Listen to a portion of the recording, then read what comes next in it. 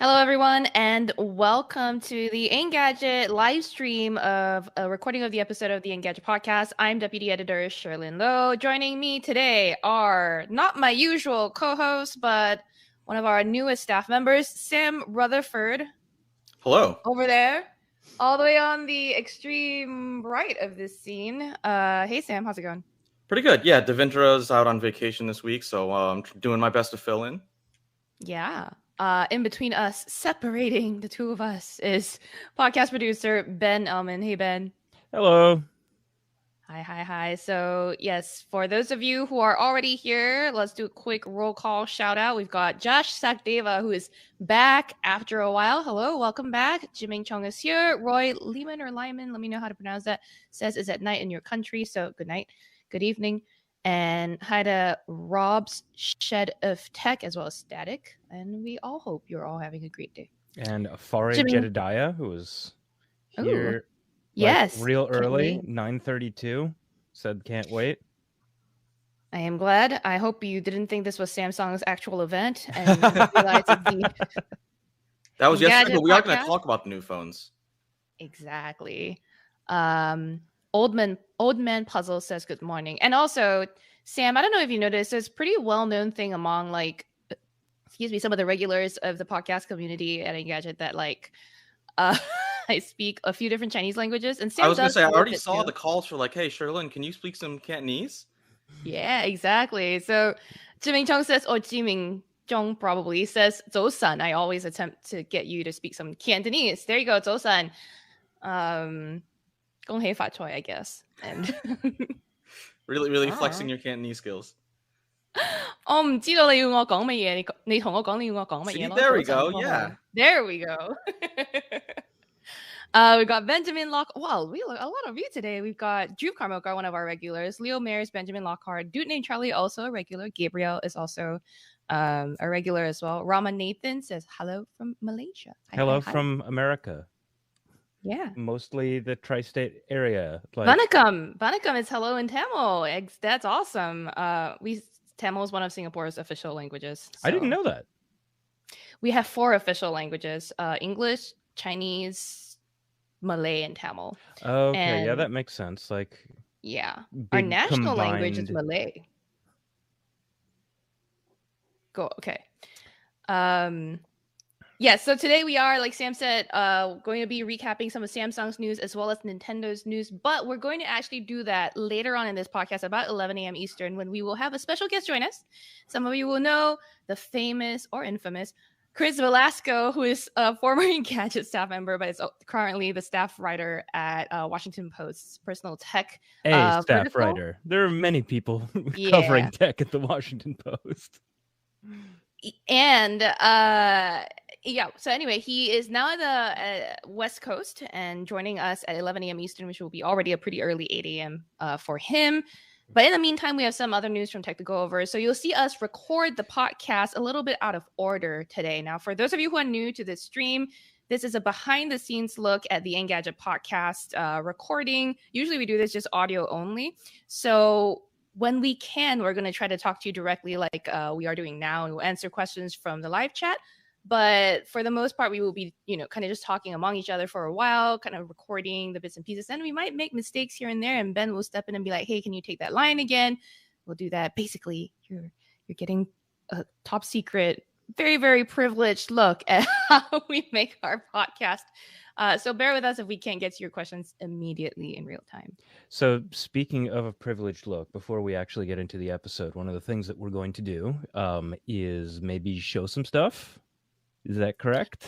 Oh, we can do that now if we want it. I think we're gonna just we were gonna do other news first, maybe. Do you want to do the intro? Oh yeah, no, I was just saying let's throw some chum in the water. For later on. Yes. Oh, so we've got the phones, units. y'all. We've got the units. So I got this. Sam, you got something too. I don't know if it's Yes. near close by. There you go. I have the better color. You do. I'm so jealous. You have the pretty pink S22 Plus, but I do have the S Pen. I feel bad that I have this one. That I know you enjoy this phone as well. I also have this guy, this Pixel 6 Pro. But You know what I dug up yesterday, Sam? What? Oh shit. That's not going to happen Dig now. it up again. Ooh. Do you recognize this guy? Yes, that's the Note 10. Light. Oh, the light one. Okay, I can't tell from. I specifically remember the mirror finish on the Note 10 because I love that finish. Like it just stands out like crazy. Yeah, the Note 10 Lite is like famously the smaller, cheaper one. If I'm not wrong, it might actually. Was there ever a smaller Note 10 like this? Yes. That was the time Samsung announced it, the Note 10 Lite at CES, and we were all like, "Wait, why is this coming out now?" And it's like, it was a nice phone, but it came out like 3 months after it, and it was like kind of the first time they were trying to do like a light Note, and as we can see from recent history, that didn't quite work out, I guess. Yeah, they didn't sell that many. Yeah. The phone that actually dropped, by the way, was the Note 20 Ultra. I'm gonna go pick it up right now. Okay, so I think that was really just to say that, look, we have actual units from Unpacked in our hands. And then now Sherlin's trying to flex on people. Yeah, and now Sherlin's just trying to flex on people with her like large phone archive. That's the word I was looking for. But I think we should start the episode. So I think we'll do the top of the episode, like, comment, subscribe, all of that stuff. Then pause and we'll go straight into other news, okay? Sure thing. So yeah, we're gonna be able to say hi to those of you saying hi in a little bit later. So there we go. Okay, I'm ready whenever, Ben. Yes. So I'm ready when you are. Okay. Hello, everyone, and welcome back to the Engadget podcast. I am Deputy Editor Sherlin Lowe, and my usual co-host, Senior Editor Devendra Hardwar, is out this week. By the way, he recently celebrated his birthday, so if you're feeling inclined, send him a birthday message. But joining me today as stand-in co-host is senior writer Sam Rutherford. Hey, Sam. Hey, how's it going?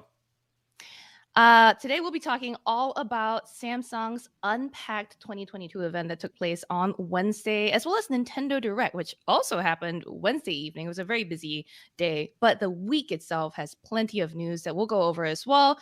If you're enjoying the podcast, please make sure to subscribe on your podcatcher of choice. Leave us a review on iTunes, and we also do a live recording of this show on the Engadget YouTube channel Thursdays at about 10 a.m. Eastern typically. So if you want to come and have some live interaction with us and our community, head on over to YouTube there.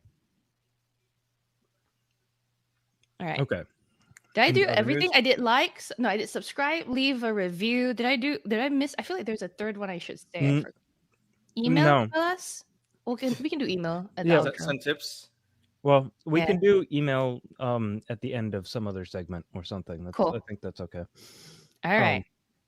Head into other news? Other news, yes. Okie dokie. So as if two noteworthy events on one day isn't enough, this week was also chock full of other news. Peloton made the news this week. Well, it laid off a whole bunch of people, which is like, okay, amazing in itself. It's cutting about 2,800 jobs, and it's also replacing its CEO. But then we found out something even more cringeworthy. Sam, did you hear about this?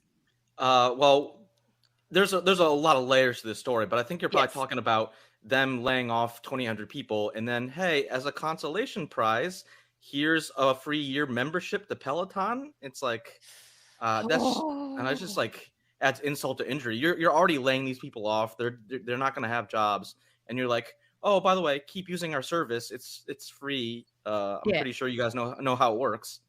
It sounds like some real anti-work stuff, like some real stuff that should go up on there. It's like we don't understand what people actually want when we lay people off, which is good severance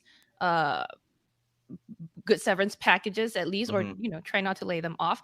But this is big news, I think, for Peloton, because it's a major change from the top down. And personally, I know that like with the pandemic sort of starting to subside, I think demand for at-home fitness gear might be like subsiding as well. Plus the fact that, like, you know, people who were going to go out and buy a Peloton probably already have bought a Peloton. There's like a limit to however many they can sell. Also, I feel like Big's death and just like that did not. Oh, did I spoil this for people? Oh boy. Spoiler alert. Something happened on a TV show that was related to Peloton, and Peloton made a big deal about it by responding with various videos. Sam, did you see this? Did I spoil this for you in short? Yeah, well, I'm okay with the spoilers. I gotta admit, I am not a big Sex and the City fan and just like that. But I mean, like, you know, my take on it is like, I don't know about you, but like all throughout the pandemic, I was seeing Peloton delivery vans all around my neighborhood, and people, you know, people were buying Pelotons like crazy because, you know, you couldn't go outside, you couldn't go to the gym depending on where you live, and so people were like, okay, I'll buy something so I can work out at home. And to me, to like have this, you know, layoff come so soon, it's like it kind of reeks of mismanagement, which is, you know, partly the reason why the CEO is stepping down, because they had gangbuster sales during the pandemic, and then I think they just overexpanded, and they didn't really just like, you know, take some time to look at the numbers and be like, oh, hey, maybe we're bringing on too many people, or, you know, obviously this pandemic is going to be, you know, a nice windfall in the short term, but they didn't think beyond the next 6 months or a year. And now, you know, they're having to cut jobs. And it's really depressing because, you know, at the end of the day, it's the employees who are going to, you know, suffer the most. Oh, of course, for sure. I mean, I think some of the most recent news we heard was that the price of the treadmill was coming down. I mean, that was one of the first signs, right? That Peloton wasn't doing as well as it should. To contextualize some of this information for you, that 2,800 number of people that is laid off is about 20% of the corporate workforce of Peloton, I believe. I'm going to make sure I'm not conflating the two numbers and making some sort of false equivalency over here, but that's what it looks like. The CEO and co-founder, John Foley, is stepping down as CEO, but he will remain as executive chairman. And they will have a new CEO, which is former Spotify COO Barry McCarthy, another company that's not been in the news at all lately. But according to a Wall Street Journal report, McCarthy is supposedly going to bring his understanding of content-driven subscription models to Peloton. So Peloton's turning into a Netflix or Spotify for fitness, even like more than it already has. I mean, I know that you have some experience with Peloton classes, Sam. Were they fun for you? I'm generally not the kind of person who likes classes for exercise. Like, if I'm going to the gym, I want to go in, do my exercises, and get out. I don't want to have to like wait around for like an instructor. And to Peloton's credit, like the fact that you can have classes on demand, you know, it does make it easier to do that. But at the same time, like, even though, like, I know some people like really love the instructors, like, you know, I hear people talk about Cody Rigsby, I think, all the time. Yeah. I just like, you know, it's not the kind of motivation that really works for me. Right. And so I think the bikes are generally well made. I actually have to give credit to Peloton because the displays on the bikes are miles better than the displays on pretty much any other bikes. You know, you go to the gym and you like touch, and they're like resistive touch screens, and it's like 10-year-old tech, and it just feels bad. And at least Peloton, you know, at least kind of understands like a modern like gadget buyer, where it's like, hey, we're gonna make a nice huge screen, the audio is good, and, you know, everything else kind of falls into place after that. I've never had that much experience with Peloton hardware, so I mean, I trust you and I take your word for it. But like, the other thing is, I never understood why Peloton's subscription model, first of all, had to be the way it was. I didn't buy into the idea that like you had to pay to use your treadmill or something. There were certain like limits to their program that didn't make sense, and I think they did get a lot of criticism for. The other thing is, it's just so expensive. It seems like a very privileged product that like a certain type of person is what they're going after, right? Like, it's an upwardly mobile. Oh, for sure. I mean, and I think, income. you know, like it or not, I think that's part of the appeal, because Peloton started out as this like kind of like bougie fitness thing where it's like, hey, this is like, you know, it's kind of tech forward, which, you know, we appreciate, but it's also like, you know, they have these cool studios in New York and London, And I think it kind of started off as a thing, and then they kind of really capitalized on some like Spin Cycle's success. And I think the formula works. I agree with you that the pricing seems a little bit high, but I think it is a prestige thing in a weird, like, in a world where, like, fitness athleisure brands like Lululemon and like Athleta are like seen as like fashionable and like stylish. I think Peloton is doing the same thing for exercise classes. Yeah, I mean they've made a lot of missteps and stuff like that in the past already. What with that ad of the guy gifting his wife a Peloton? It's not. I feel like this history of struggles with their marketing and their messaging is something that will continue to dog Peloton. Probably. That's just my take. And then there was the whole issue with the treadmill, and that one child and the kids died. And then the child hazard. Yeah. And the Peloton kind of dragged their feet about doing a recall, and it's like, it's just so they had a string of unfortunate events. Yes, and it kind of makes sense that this is where they're ending up. Our producer Ben has a question of what's going to happen to the class teachers who became fitness influencers over the pandemic. Will Peloton try to cash in on them? We don't know. I mean, it sounds like they're going to keep making content. They're going to keep making classes, and I'm sure there's enough demand for that, whether like we go back to a hybrid workforce or not. So it remains to be seen. I'm not Peloton CEO, but we'll keep an eye out. I mean, I think the instructors are going to be just fine.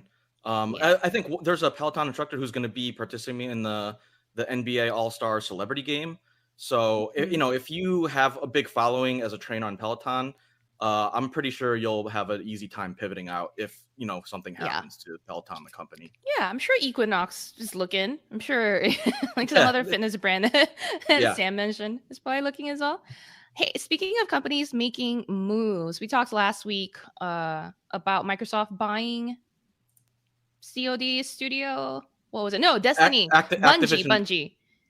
Bungie was sold to Sony. No. Sorry, last week. Sony bought Bungie. Yes. And then the week before, we also talked about Microsoft buying Activision, right? Which was the house of Call of Duty. This week, we heard an update. I think a lot of people were concerned after Microsoft bought Blizzard or Activision Blizzard that that Call of Duty would just become a Microsoft exclusive or something. But there's been an update, Sam. You're more into gaming than I am, Sam. Yeah. I think, obviously it was a huge deal for the gaming world, Microsoft buying Activision and Blizzard, which has their own legendary string of games, and I think a lot of people were worried. Everyone's like, Microsoft buying this, and suddenly everything under the Activision Blizzard umbrella is going to be Microsoft exclusive, aka it will only be available on the Xbox and possibly PC. And so this week they came out and saying, hey, no, we have there's deals in place. We are going to make sure that a lot of the big games like Call of Duty are going to be cross-platform for the next foreseeable future. And I think that obviously a lot of people were worried. It was like, oh man, like I'm I've been a Sony PlayStation fan for a long time. I don't want to switch to Xbox just to play Call of Duty or whatever. And I think that's a great weight off most people's minds. The other thing, and I think this is kind of more like, business focused, is that I think they're trying to get regulators off their back by saying, hey, we're not going to, abuse what might be considered monopolistic tendencies. And so, we're going to make sure that our games are available to everybody. And then that way, because the deal hasn't closed yet, right? So they announced the deal. The deal's not supposed to close until end of this year or next year sometime. And so, they're trying to make sure that, hey, we can actually finalize the deal because, it would be a big, and it's clear it's a big win for Microsoft and and first party content on Microsoft devices. Right. And Xbox and Game Pass and all that sort of stuff, I'm assuming. This is pretty typical when big companies buy other big companies like that. The FTC or FTC.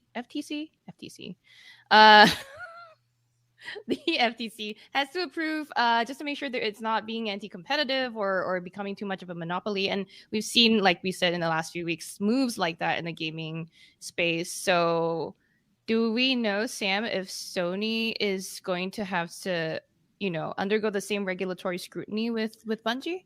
I don't think so, just because of the scale of the deals are completely different. Activision Blizzard was somewhere in the neighborhood of like $70 billion deal. 69 billion, bruh. Nice. Sorry. But yes, and so Bungie is not nearly that same level of value. So I don't think it's going to be that. Right. Yeah, it's not going to be that contentious. That makes sense. Speaking of platforms in gaming, the highly anticipated Steam Deck. It seems like some people have gotten their hands on it and are sharing their early impressions. Sam, you've probably seen more of these than I have. I haven't even looked at a single. Yeah, so Steam Deck I kind of have a vested interest. I do have a reservation for a Steam Deck, so I'm like eagerly awaiting all news and info about this thing. And so right now, I think Valve is in the process of seeding review units to outlets, but for right now, Linus Tech Tips, Gamers Nexus, and a YouTuber by the name of Fox, who I'm not super familiar with, have gotten some early what they're claiming is like retail production level devices, and they haven't done full reviews, but they started doing some benchmarking and some hands-ons to kind of get an initial sense of what's going on. And it's just really promising because, obviously the Nintendo Switch is a huge sensation, but Nintendo Switch runs, it's very locked down. It runs whatever Nintendo wants them to run. And so the Steam Deck really feels like the first really good PC equivalent version of the Switch. And, I don't want to forget about companies like GPD and Aya, who have made similar devices, but those, their competitor products are basically twice the price of the Steam Deck. And so that's, it's really exciting to see that. And based on some of the early, benchmarks and stuff, it seems really promising. So they did some battery life numbers, and it's like Valve was claiming between 2 and 8 hours of battery life, depending on the title and, graphic settings. And it looks like 4 hours is pretty, 3.5, 4 hours, more for the realistic sweet spot. No one's really seen a full 8 hours of untethered gameplay. And then 2 hours is like, if you really, for some reason, want to turn the graphics all the way up, you can do that. It's just going to chug through battery really quickly. But I mean, like other things like CPU temps are like around 80 degrees Celsius, which is, very reasonable for a handheld system like that. And so, and even, between some of the games not being natively, designed for Linux, seem to be running pretty well, given the, you're not getting a full, NVIDIA RTX 3090 in a tiny thing, so given the specs, it seems really promising. And, I'm just waiting to hear more about it. Should I buy one, I guess, is my question? I mean, it all depends on how you want to use it. For me, it's like, I had a kid last year. He's about 5.5 months old. And so the ability for me to sit at a desk and just play games for hours is just not there anymore. But I can sit on a couch and kind of watch him and, play a game. And for me, it's like, I'm a PC gamer first. And so a lot of the games like RimWorld and some like Teamfight Tactics, sometimes you really need a mouse, and most handhelds just aren't really designed to handle mouse-driven games. But because the Steam Deck has those little haptic touchpads, it seems like a really promising, alternative to a Switch. And does it hook up to your TV as well? Sorry, I'm not up to speed on the specs. Yeah, it's totally Switch-like. The controllers aren't detachable, but there is a dock that you can use to hook up to your PC. Also, if you just have like a USB-C to HDMI cord laying around, that will work too. Dang. All right. Well, I guess I will keep an eye out on and see when the reviews come out. It seems like they will be coming soon. Yeah, Valve said that the reviews should be out sometime in mid to late February. And then the first devices are scheduled to ship out sometime this month. But even for me, I was trying to get my reservation in as soon as they were available. And I just checked my reservation status the other day. I'm not going to get it until Q2. It's super high demand, but also because of that, it's going to be probably a longer waiting time, and not to mention the chip crunch. So, people are probably not going to start getting these en masse until spring, summer. Okay, well, I guess I have some time to save up money for it.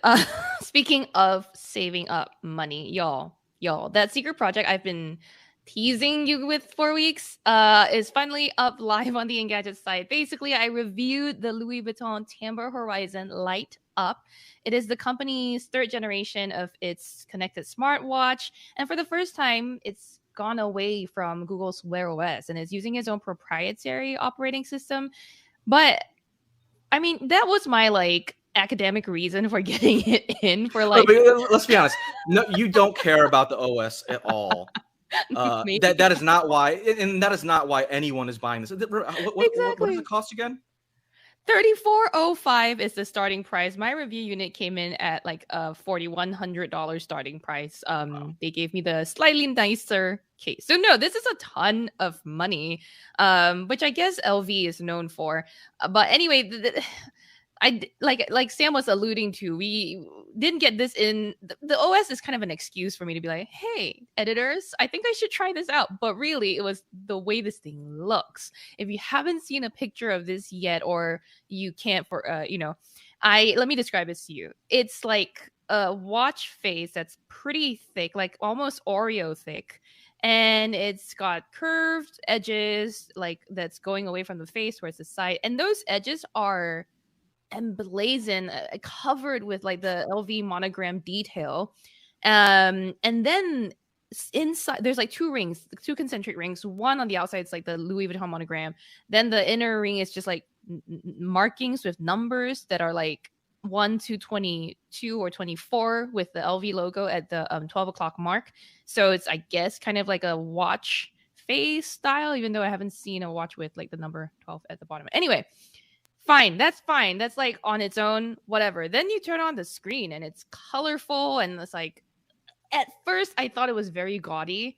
And then this thing, it started just like the LEDs under the monogram ring just started to light up. Yeah. This thing hit. What the hell? I'm watching the like B-roll or some of the footage from your video, and it's just like the RGB-ness on this. It's like more gamery than like any gamer watch ever. It kind of like, remember when like Razer teamed up to make that Razer watch with Fossil, and it's like, this is way more RGB, way more colorful. It's wild. And even with the price, the band is like just a very basic silicone band. Yeah, totally.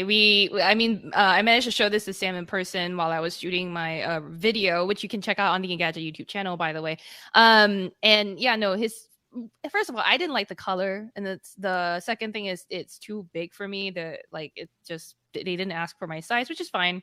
But the fact that I had to go back and like ask LV what the material was, and they were like, "Oh, it's rubber." I was like, what? This is like a $3,400 to start package. Yeah, like where's the vegan or faux vegan leather, or like right, or a metal band?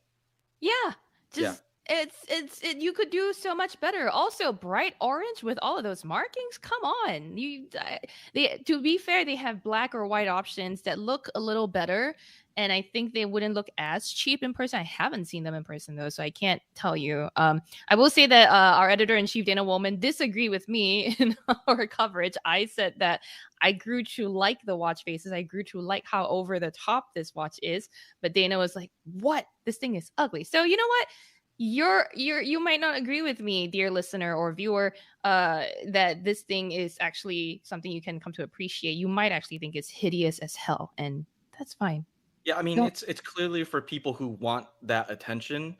And if you wear this thing, you're definitely going to get it. But once again, $3,500 to $4,000, just like $3,500 to $4,000.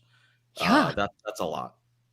And our one of our live chat audience members, dude named Charlie, says that they watched our review of the watch and they think it looks awesome. So there you go. I'm not the only one who thinks there's someone out there besides you who likes it. Oh my gosh, this is amazing. Hey, speaking of other news that I couldn't help but LOL at, the Winter Olympics is going on. And I don't know if you guys watch the Olympics. I certainly don't. Sam, do you? I like the Olympics. I tried to watch some yesterday and I was just bored. I always there's something about the Olympics that just like feels special and fun because like a lot of times you get to see sports that don't get coverage any other time of the year. But I don't know. There's something about this year that's just like everything feels depressed and lifeless in a little way. Yeah, and I don't want to get too much into the politics of it all, but this week, I think it was today, we found out something that made it less depressing, I guess. I don't know, maybe more depressing. It turns out Grindr, the dating app for gay people, is geofencing in the Olympics Village area. So people outside the Olympic Village can't use a location-based feature to find Olympians to hook up with. In or near the village. So I don't know, like, you know, how much you pay attention to the Olympics, but it's like, I guess it's pretty well known at this point that like there's just a lot of people having sex, a lot of the athletes having sex at the Olympics. And so here's the thing. It makes sense on a level because, you know, a lot of international athletes have very different beliefs than China, the Chinese government. And so they probably don't want those people to cross over, but also it's kind of a safety thing for, you know, anyone, you know, any athletes who might be using Grindr. So, you know, I see, you know, it's a funny story and it's like, oh, you don't really think about that because like the Olympics is supposed to be all about like brotherhood and companionship and, you know, athletic endeavors, but that's not, you know, at the same time, you know, Grindr's trying to make sure the people who are using a service are safe.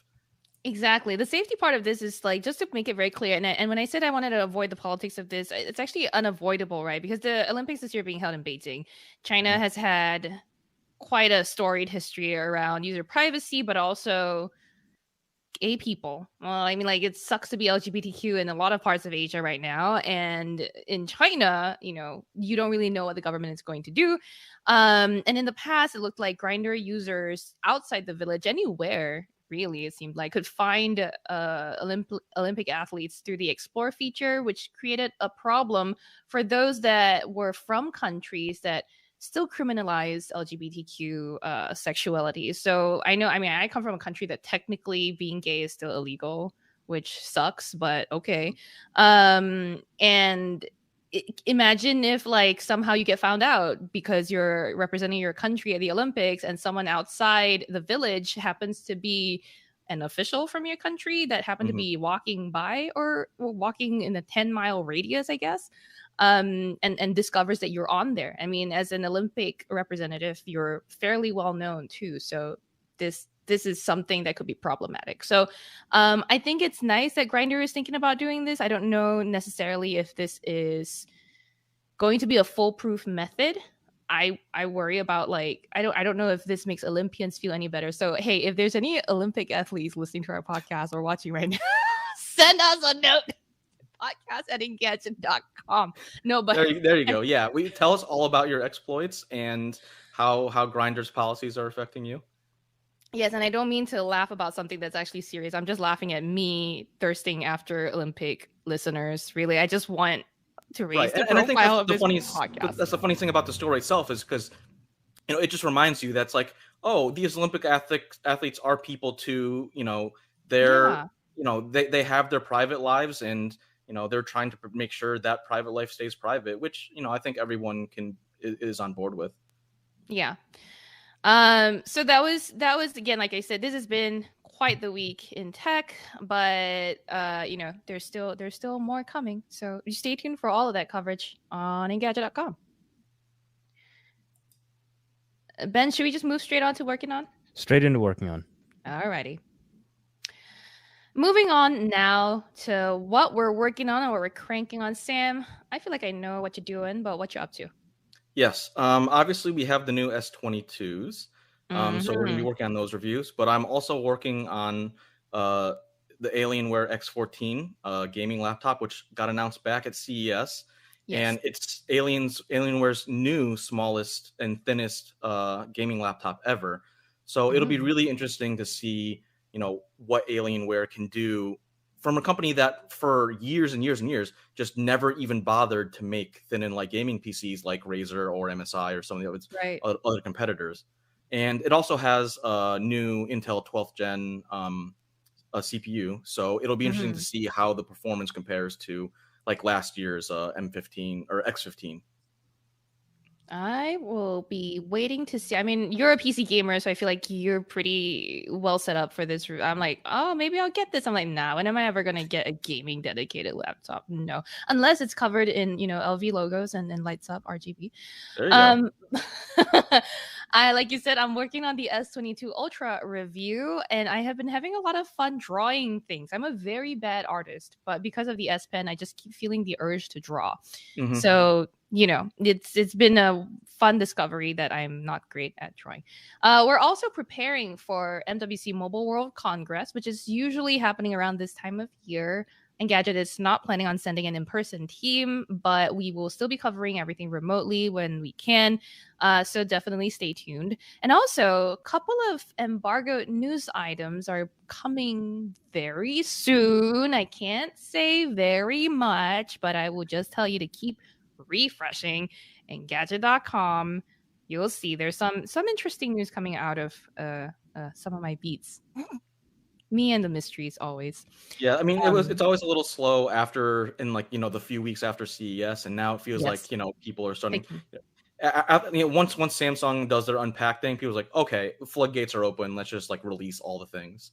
Yeah, I mean, it's gonna be a rough few weeks, but it just means more content for you on the podcast. So, okay, when we're taking a break from all that work we're doing, what are you doing to relax, Sam? What are you recommending people check out? So right now, my ability to watch and consume shows and games is very limited. So I have to pick my spots very judiciously. Yeah. And I'm actually just started Ozark season 4 on Netflix, which I love that show just because it's absolutely insane. It just keeps ramping up the nuttiness one level after another, and it's because it's been I think a year and a half or more break since season 3. It feels it feels really fresh, and also this is the last season, so all bets are off. It feels like main characters could get axed or just removed at any point, and it's hard to say who's going to even survive to the end of the show. What's the show about? So it's about a family who moved from Chicago down to the Ozarks, and so it's kind of a very cultural shifting. And then they threw out a huge tangled net of situations. The main characters end up laundering money for a Mexican drug cartel, and so it's and so Breaking Bad kind of.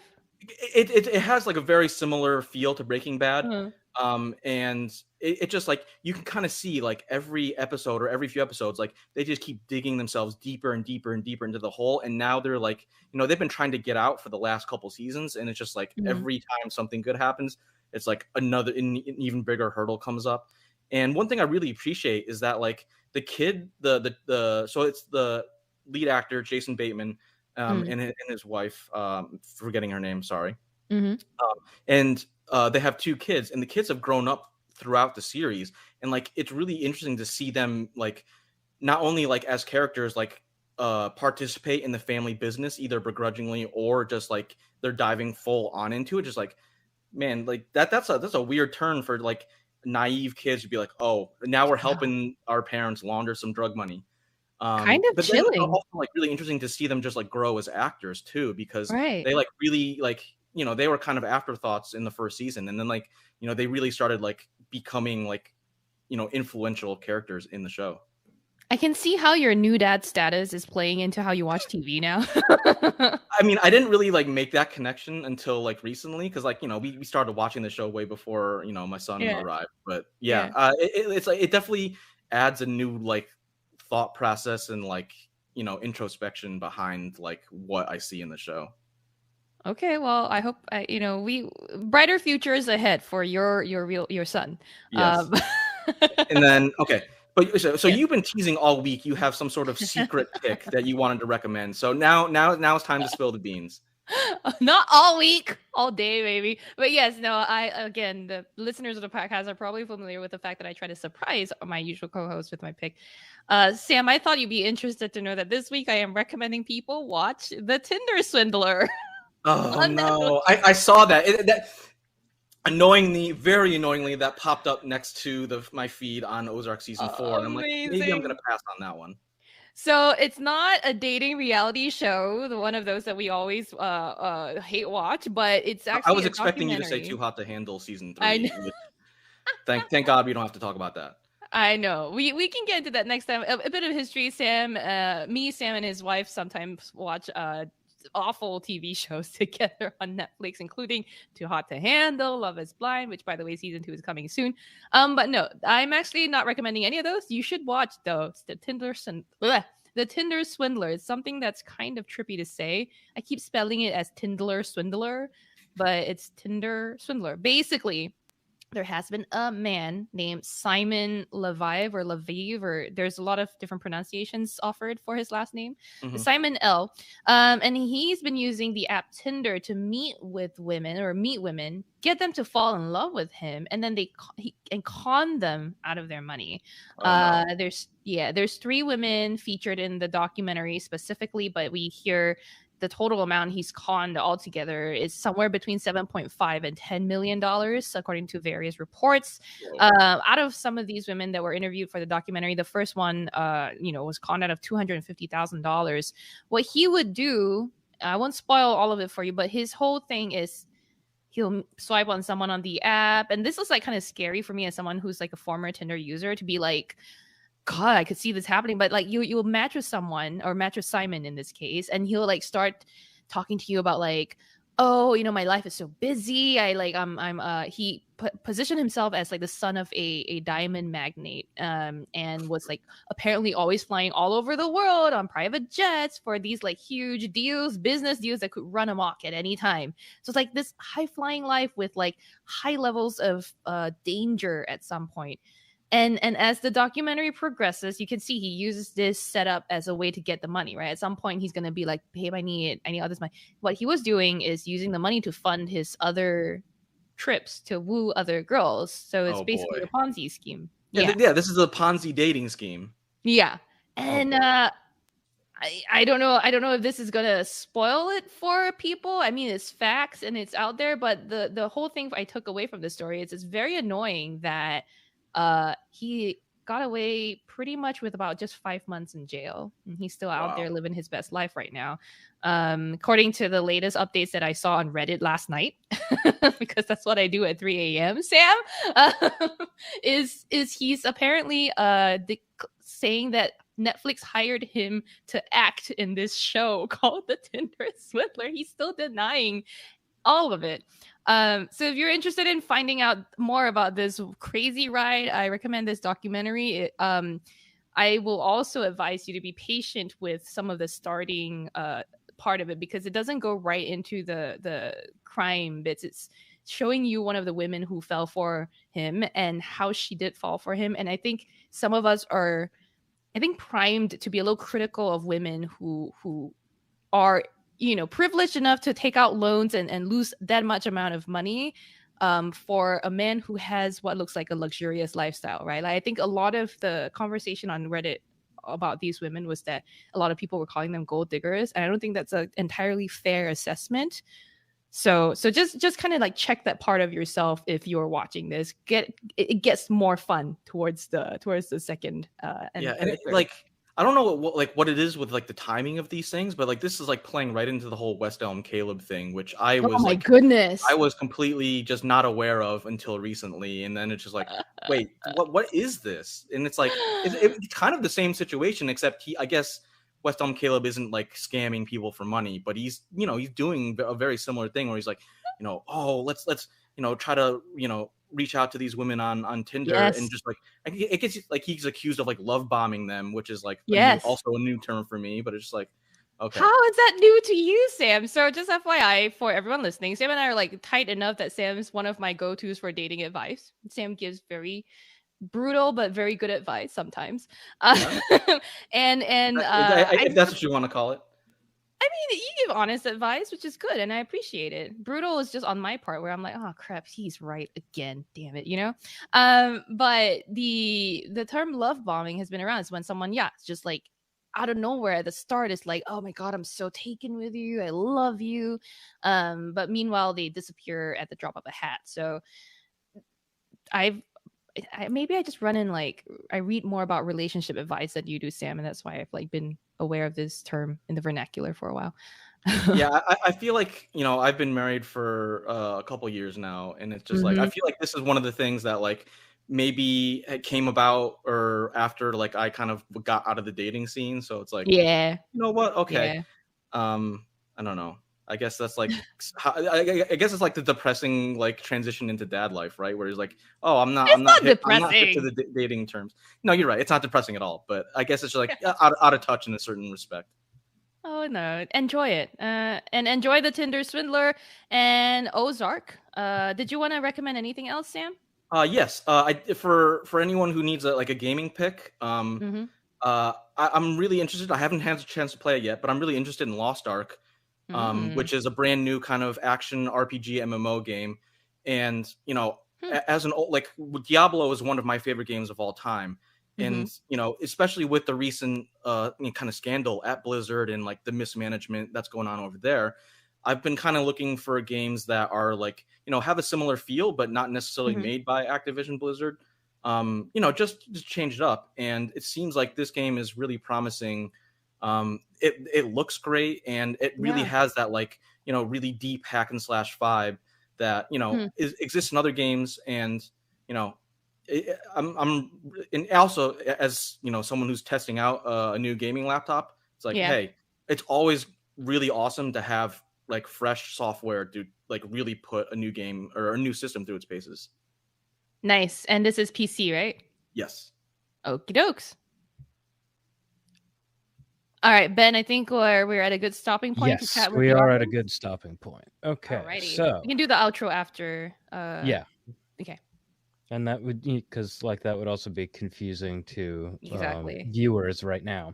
Yeah. So a lot of the people in the chat were talking about a lot of people talking about Ozark, how good Ozark was. Yeah. Jonathan Anderson says Ozark was so good. Nice. We were talking a little bit about whether or not you could get Olympics coverage on over-the-air TV. You can, just like baseline NBC, whatever channel NBC might be on your, in your local area. They show like 4 hours of Olympics every night. You don't have to like look for complicated streams or anything. Yeah, it's like prime time, like from like 7 to 10 or 11 every night. It's like Olympics coverage on NBC. Yep. Shout out really quickly, by the way, to Jimmy Chung, who says Tap to Pay by Apple is the most exciting news. I actually completely forgot that happened this week. But yes, this Monday, Apple announced Tap to Pay is live. I need to double check the news. I saw the news and then I passed it on in my Samsung Blur to someone else. Yeah, I'm like curious about it because it has a lot of potential. But I think from my understanding is that developers are going to need to implement this like manually in their apps. It's not something that just happens automatically. So it'll probably be more of a slower rollout than you might want. But like my wife is always getting on my back. It's like, hey, you just you like sometimes you go out to like buy groceries and you forget your wallet and you have to come home and then go back. It's like just use your phone. It's like yes. It's like I have my credit cards like in Google Pay or whatever, like, and I just like forget that it's like that's even a thing. So it's like just having the flexibility to like in a pinch, you can just pay with your phone or whatever. Great. Yeah, I do that. I mean, this Tap to Pay, I think it's also it's not just Apple Pay. I think it's also like for specific apps internally. But I have to go and read more closely for the distinction. But yeah, no, that was something we missed out this week. Sorry, Ben. Did you have anything else to add? Yeah, just making a note. Okay. Oh, we have one viewer who is complimenting Sherlyn on your dancing during. Remember when we were testing out the the S22's tracking, new advanced tracking feature.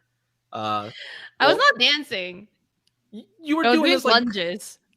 I don't know what you were doing, but yeah. Bobbing and weaving. That's gonna end up clipped. Yes. Oh no. So way earlier in the conversation when we were talking about Peloton, one of our regulars, dude named Charlie, just asked the general question: any idea which company makes the Peloton tablet screens?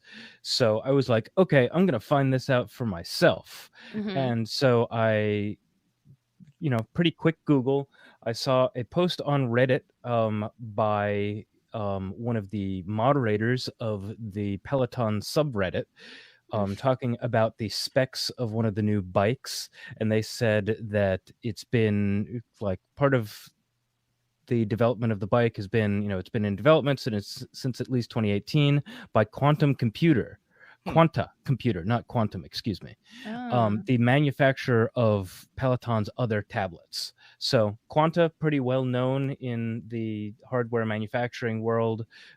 They, make parts for basically everything that you've touched, probably. Started by Barry Lamb, also known for One Laptop Per Child. So Quanta Computer. That's a real throwback. Yes. Yeah. When was that like a big thing? Was that like the late 2000s? Yeah, that was like 2007-ish, I think. Yeah, but it was like sort of well over 10 years ago. Yeah, for you guys. I wasn't here in the US for that, for sure. But I covered some of that news. So yes, it's good to know. Quanta Computer makes all of the components for, or at least the screen components. Let's be accurate about that. Screen components for Peloton. So let's. Sorry, okay. I wanted to also address some other parts of the chat, and sure. Sam, feel free to interject if you want to. But yeah, no, I wanted to say hi to Lucas Tang, E Hong, who said hi. P Flynn 12, are we ever going to get a phone with an alarm clock feature that actually works? I'm not really sure what you mean here. If you can elaborate what you want out of it, because my phone alarms seem to work. And then we've got a lot of talk about the Samsung phones, which we can get to shortly. I saw some other comments about things like Brian Mitchell brought up the Ring Fit. And also Michael Morris pitching an idea that people have pitched in previous episodes, which is Therapy Pod.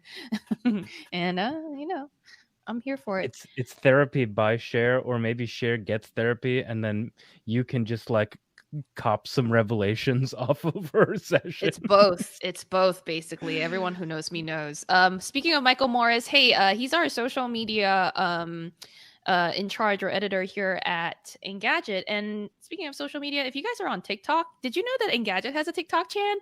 Y'all should follow it so that we can push out even more cool content to you, because I have some ideas about crab dances that I might share.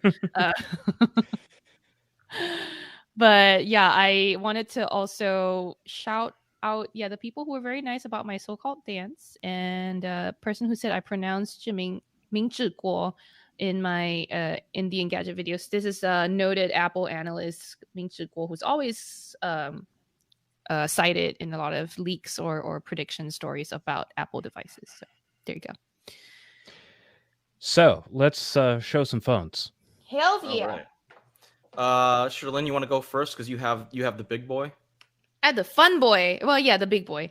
So by the way, this is your chance, chat. If you want to see anything about the Samsung S22, you are the ones who are controlling this. Just shout out things that you want to see, and we'll do our best to show them to you. So, oh no, you guys, I'll show you this. Oh yes, someone's throwing up the footage of the Sherlyn dancing. Thank you. Yeah, thanks. Put it a little closer to the. So I was like, love to draw, and I drew. I don't know what atrocity that is. And then I sent it to my friend, who I thought was like me trying to draw his vibe. It was our executive editor, Aaron Suporis, who I was like, oh, I think I drew you. yesterday on our Samsung live stream, someone asked me to show the convert handwriting to text feature, and I managed to finally figure out how to do that. So it's a button at the bottom when I edit the thing. So let me just get into it. And if I just select this one over here, I believe, wait, no, it's not that one. There we go. It doesn't show up post, does it? Okay, I'm just gonna write. I'm sorry, you guys. I had a different camera set up yesterday. Let's see when that thing shows up. There we go. Nope. I'm gonna figure it out. So what happens is I'm gonna start a new note. Oops. I don't know if can you all see? There we go. Okay, yeah, so pretty responsive writing. Yes. It's normally at the bottom there's another set of options for me to do the text conversion. By the way, palm rejection is a lot better this time because I think they finally understood. Yeah, I noticed that too. It definitely feels like, yeah, it's like sometimes it would be an issue before, but now it's just like I wasn't even thinking about it. Yeah, it doesn't even happen anymore, which is really, really nice. I was doing this in our S22 Ultra hands-on video as well, and I looked really silly, just like that's the whole time. That's what I was doing on the Tab S8 Ultra video as well. But no, it's greatly improved. It looks like. Do we have any requests? Yes, Chi-Ming Chung would like you to pull up YouTube or other music player and see how loud the speakers get. Oh, okay. Caveat that like you're watching this on the stream, so you know there's a lot of different layers in the way. But yeah, like don't judge this based on the YouTube compression and everything. Also, it's just like going through a microphone, but. I'm trying to decide like what song to use and like whether it'll be some kind of flex. Oh yeah, oh you gotta watch out for the copyright. Flag. Yeah. Also, yeah. Oh yeah, that's true. Much of it. Yeah, go to YouTube, find royalty-free music. I know Jimmy Jong is a is like a from Hong Kong, so maybe. While you're doing that, Jonathan Anderson asked, "Can it translate different languages? It's not just English." Yeah.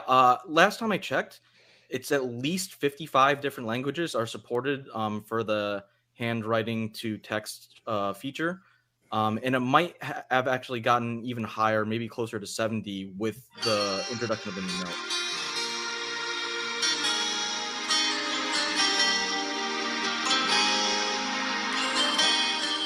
I can already tell that's louder than an iPhone gets.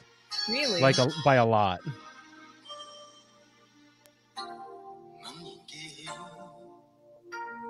There we go. Stop! Our video team is messing around with us.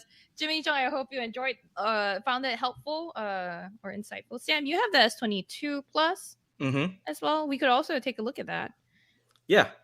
So I have the S22 Plus. So I have the larger one, and it's in pink, which is very, very nice. It also makes it easier to photograph, which I always appreciate. Yeah, I hate this one. And I mean, there's not much to see that's different on the outside, but it feels a little bit nicer. It feels a little bit more polished. It's a tiny bit smaller than last year's S21 Plus, which is interesting because people keep talking about phones getting bigger and bigger every year, and that's not entirely the case, especially for this year's S22 line, because the standard S22 is also a tiny bit smaller than the last one, just in terms of display. Oh no! Oh, we have an interloper. It sounds like our special guest is at least on the line in our holding area to join us soon. He's in quarantine. Yep. We have to make sure to test him first.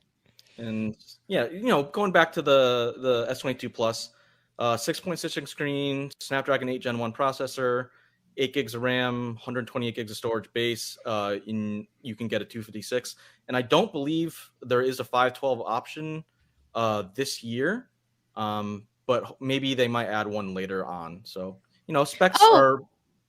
What? Go ahead. No, you go ahead. I was going to say specs are, what you expect from a flagship device. I know one person in the chat was talking about, there have been some reports that the Snapdragon 8 Gen 1 runs a little hot.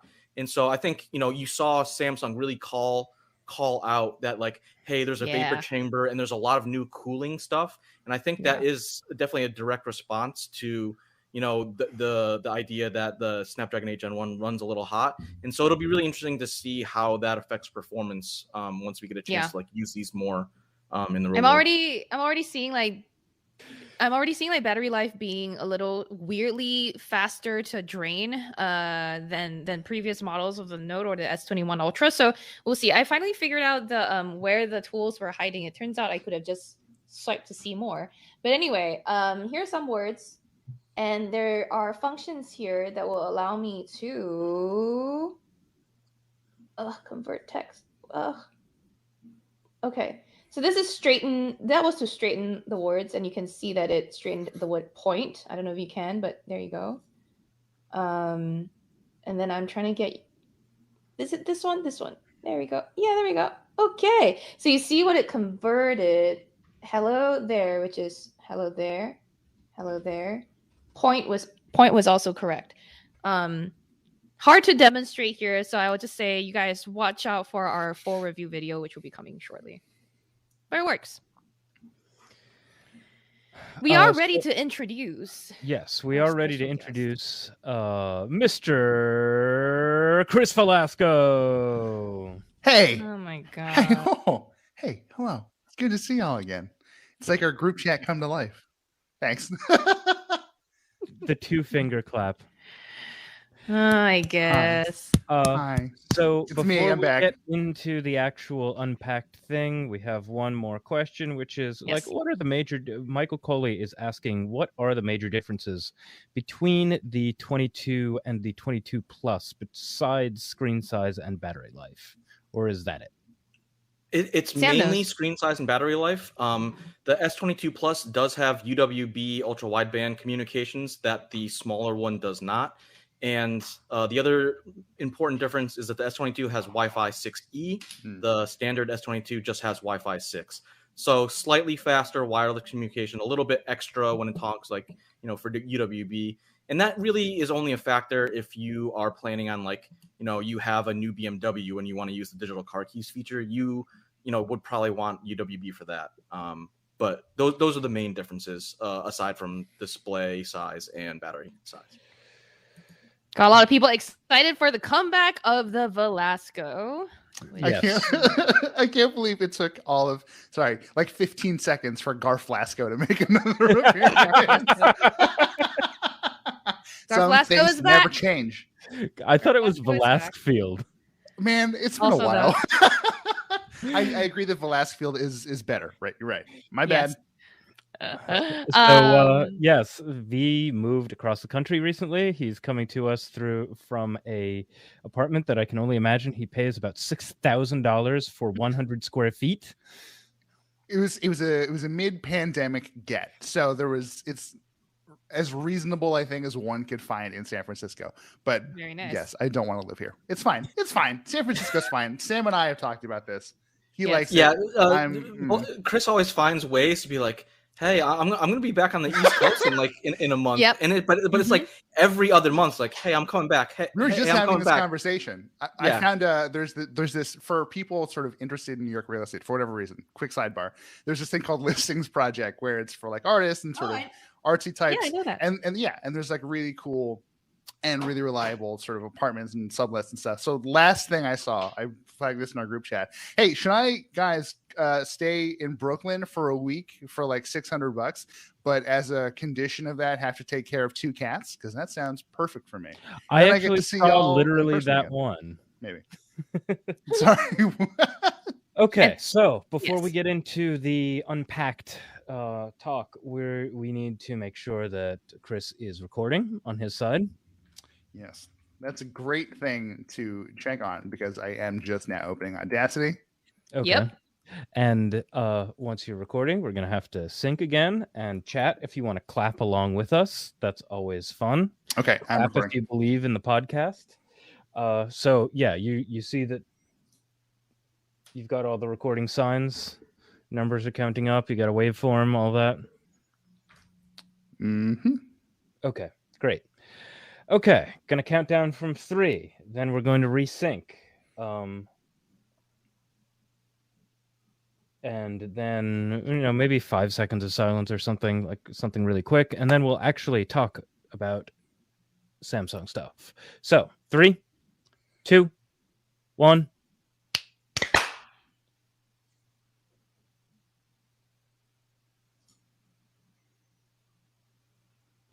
Okay, good.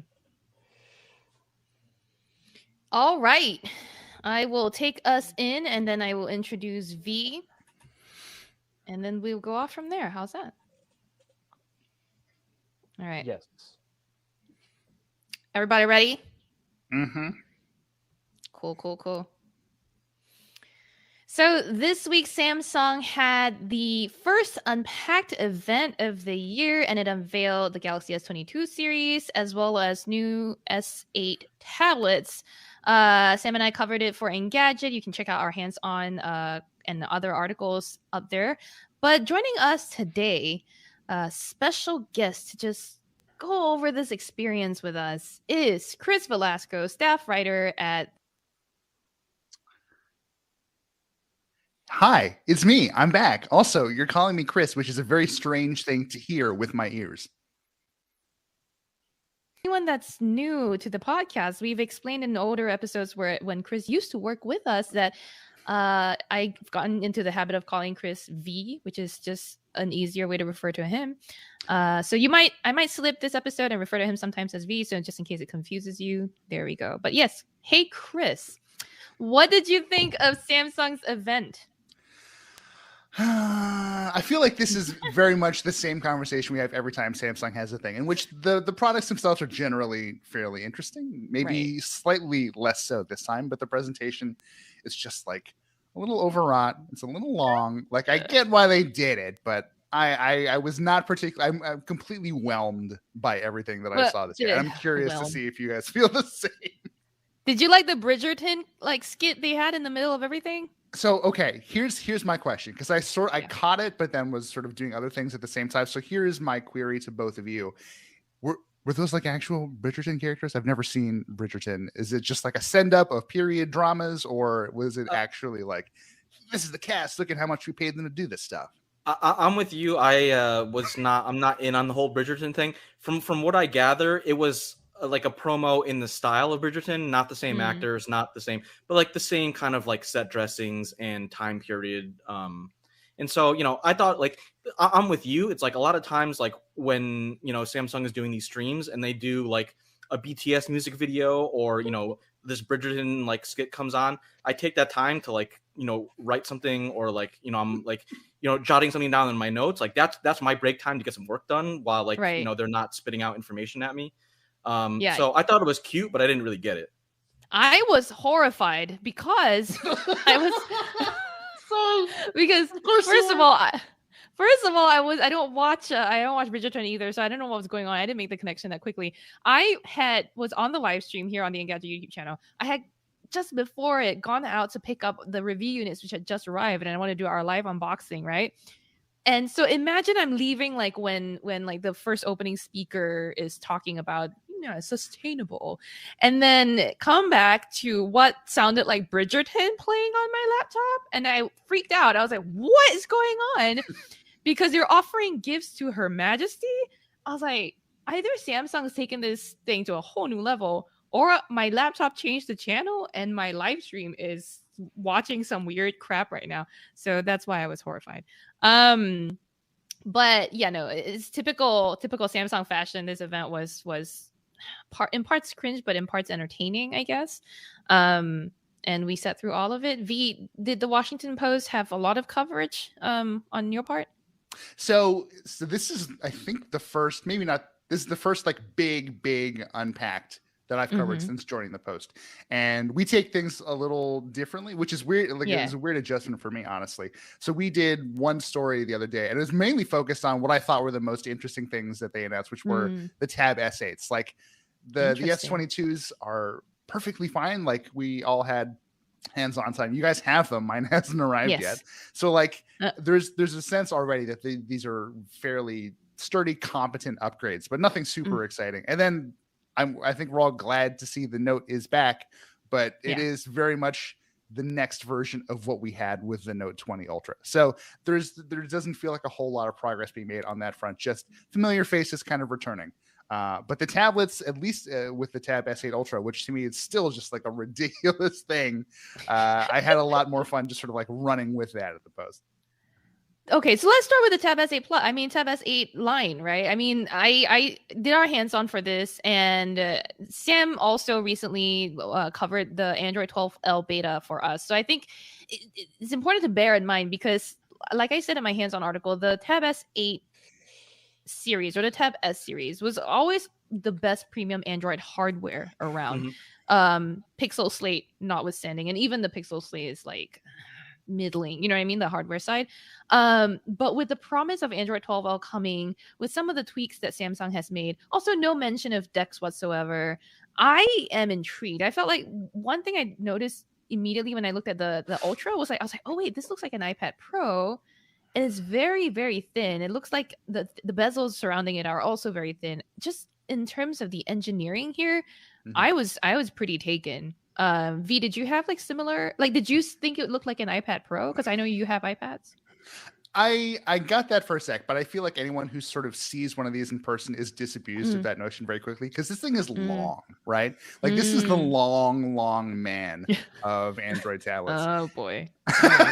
You just count yourself lucky that I didn't sing it I'm at glad. 8 in the morning. Yeah. Okay. All right. I'm glad.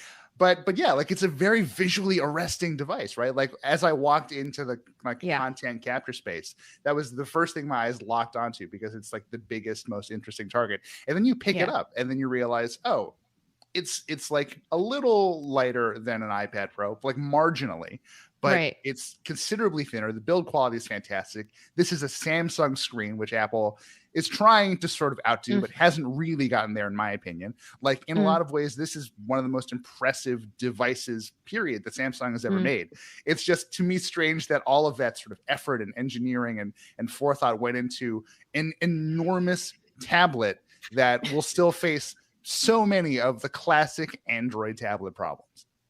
Yes, and those being probably like a lack of a really good OS. Sam, do you feel like Android 12L, based on your experience with the beta, could alleviate some of those problems?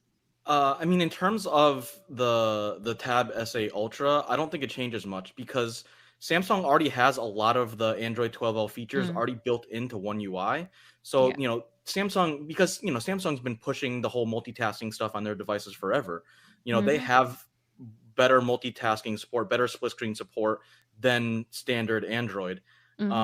Like, you know, they don't, and it's like someone else asked me, was like, oh, why didn't they talk about DeX? And it's like, I feel like Samsung is just like, DeX has been around for like 5 or 6 years at this point, and they're like, they're just like tired of talking about it. But DeX is still like a really unique feature, especially in the Android tablet world. And like, you know, it's a lot of the Android television features don't really apply to Samsung in a weird way. Because they already exist. And it's the same thing as like, you know, Google added scrolling screenshots to Android 12, and Samsung has had them for like at least a year or more. But at the same time, it's like, just like to Chris's point, it's just like you have the 14-inch giant massive tablet, and it's like most people, it's like when they think about a small laptop, they think about a 13-inch laptop. And it's like, now we have this giant tablet, and then you got to get a giant detachable keyboard, which isn't going to work on anything else because there's no 14-inch tablets. It's just like, okay. And, you know, you can kind of see, like, you see how it works in like, there is like, and that's the thing with like a lot of the Samsung tablets, like there's so much potential, and it's like, always like, in terms of being a full like laptop replacement device, it's always like one like half step short of like doing what you really, really want it to do. But it seems like they're getting closer. And then, you know, I think the other thing is that the existence of Android 12L, and when it eventually comes out, I think that'll be a huge step for developers to better support multitasking and exactly like, you know, tablet apps on devices like the Tab S8 Ultra. And I think that'll be the real big win for, people who want to get a giant tablet like the Tab S8. Totally. As a reminder, the Tab S8 Ultra starts at like $1,100, and then the Plus is somewhere around $900, and the regular S8 is at $700. So I forget if the price includes an S Pen. But the S8, it does. That's good. It doesn't include the covers though, the keyboard case and that no, stuff. Samsung's teasing the keyboard cover as a pre-order bonus. Yes, yeah. So if you want to use this as an ultra portable, pre-order or buy the keyboard case, but wait for Android to become better or something like that. V, did you like the S Pen on the S8 Ultra, or did you not have that much time with it? I really did not have that much time with it, but I've been a big fan of the S Pen, or a big fan of the S Pen rather, for a really, really long time. So I just the fact that we're getting it in the box, and I say we, like I'm going to buy one. Someone's going to buy one, and someone's going to get an S Pen in the box. And for just comparatively, right? Like that's $100 to $130 premium for a high grade Apple tablet. So just Samsung is, I think, doing a better job than ever of providing value for what you're actually paying in this case. But again, and Sam, to your point, like Android just isn't there yet. And I'm glad that Android 12L will give developers a reason to maybe optimize their stuff for these bigger screen experiences, because that's just not been a priority. Like we've all seen it. And it's really sad because the hardware in a lot of cases is where it needs to be. It's just the platform that kind of lets it down. Right. So, and you see a lot of device makers, like they go Chrome OS on big tablets instead of Android for that exact reason. Yeah. Right.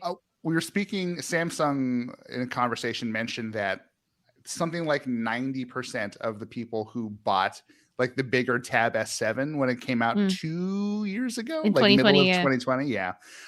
Actually wanted an even bigger screen at that point. Like they were already wanting like a 15-inch tablet. So clearly the groundwork, at least from Samsung's perspective, clearly the groundwork has been laid for that kind of push.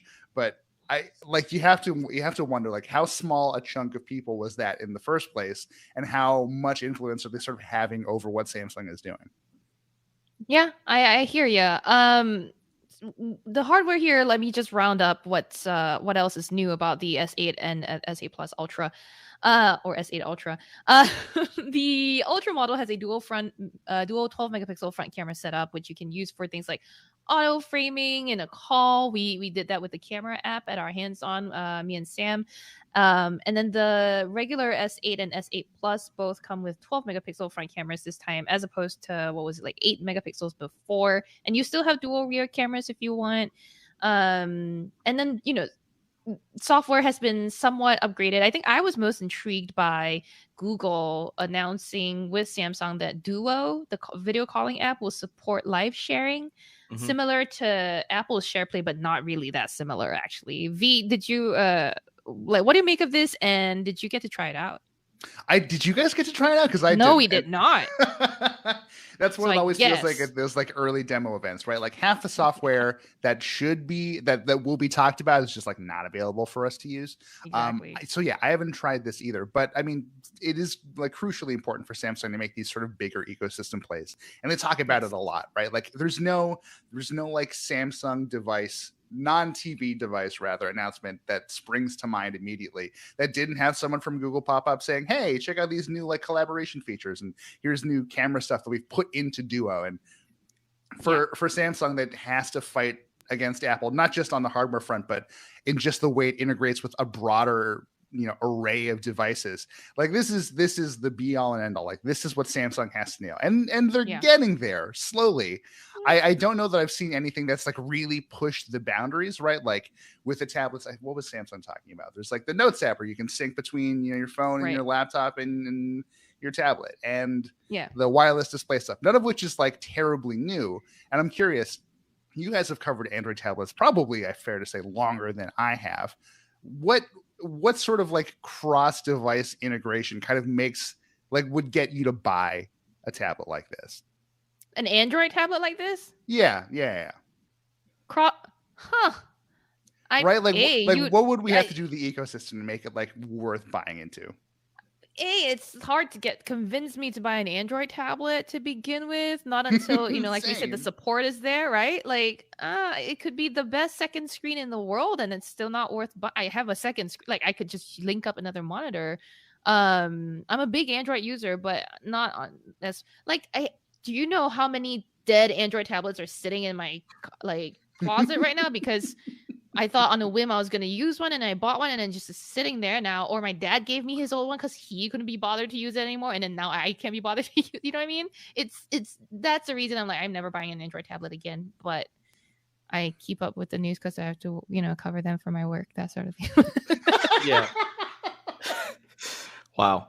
I mean, for me, it's like it all comes down to like use case, and it's like I love, you know, imagine like, you know, you can bring a giant tablet on a plane flight, and you have like the best in-screen entertainment of all time. But like, you know, that's only, you know, how people aren't on airplanes all the time.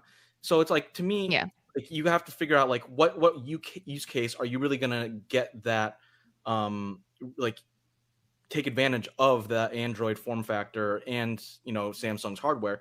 And it's like, you know, I'm thinking like, oh, if you love game streaming, like say you have like Stadia or you have like GeForce Now, you know, that seems like a really interesting device. You know, you prop the Tab S8 up on a table, and you have like a incredible screen for playing games on the go.